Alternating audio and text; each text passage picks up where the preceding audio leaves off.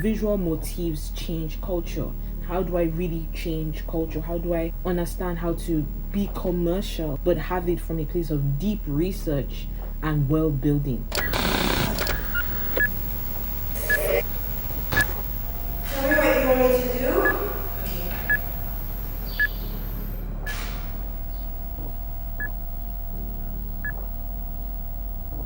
Hi, my name is Ayomide Tejuoso and I'm a Nigerian British contemporary artist, British only on paper.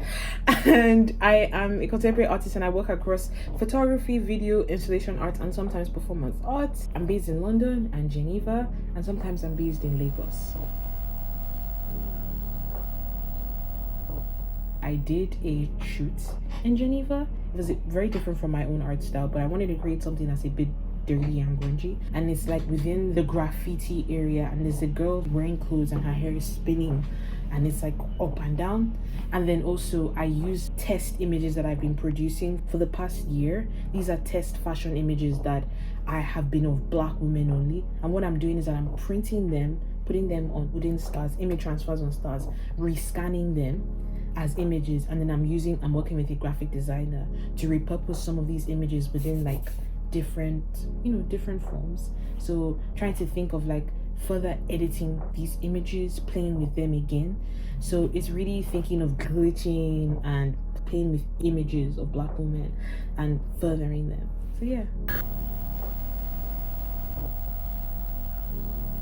It started from my mom. My mom was an artist in the 90s, and I just grew up remembering her paint in our house. And also my family does bookstores in Nigeria, and so this is something that has followed my family. Growing up with books, my parents collecting so many things, collecting artworks, and my mommy introduced me to Photoshop, Adobe InDesign, and an Illustrator at the age of 10, because she started like a tech program and she's trained over like 10,000 students. Like me and my siblings was the beginning of her launching her business, and so I really from a young age I was pushed to kind of be creative. And then from there I was really interested in feminism and Black issues, and I was obsessed with Vivian Sasson and Ren Hong, and that shaped how I thought of gender, sexuality, and even the Black image, like how do you really recontextualize the Black body. So those kind of motifs changed my life. And then from there I went back to Lagos for my gap year. Then I went to art school in France at the age of 19, and from then I got opportunities creating these projects, and for the last few years I've really been developing my practice.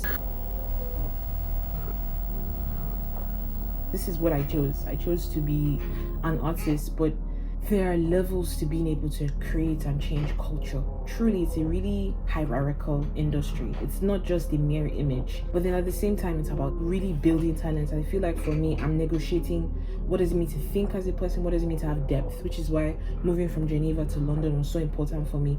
Being in a city that's so intense like London, and it's like a hub of culture, it deepens your depth and understanding. Like, this deep strife, but people are researching, and so it's thinking, how do you use research to create fantasy and folklore, and then how do you use the research to create image, how do you use image to create video, how do you use image and video to create installation, then how do you use image, video, and installation to create products, then how do you use product and image, installation, and video to create an entire world that people invest in.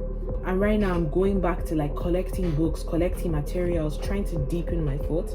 And then I'm also thinking in terms of survival, using collaboration as a tool of survival, like being an assistant, being an intern, trying to collaborating with musicians, collaborating with fashion brands, really trying to think what are the games of chess I have to play and negotiate to navigate the hierarchy of this industry.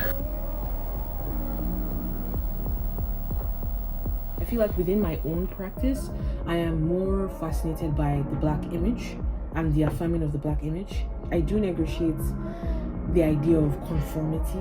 Sometimes I'm silent, sometimes I am not, because of like the relationships I'm playing, the rooms I'm in. I learned my lesson from French art school, especially when you're dealing with white people. They see you as inherently violent. They see your productions as inherently violent. And to survive in their spaces, you have to really perform a certain type of submissiveness, especially as a Black woman.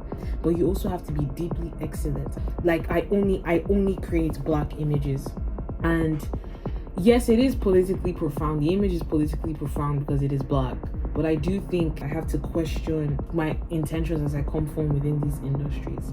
So I think inherently my image is wayward, it is destructive, but I don't think the political follow-ups are destructive. So I do think that the proposition that I'm seeing with Glitching Futures is really thinking, how do I further this even in a digital form? How do I take the image and repurpose this digitally to show further disruption? I'm very thankful that I'm part of this, to follow up on this idea visually. How do you play with disruption? How do you use past visuals and create new visuals that play with disruption, across mixed media and digital? Yeah. Being in a place that's intense makes you think. You're not allowed to be comfortable. I think comfort is the killer of growth.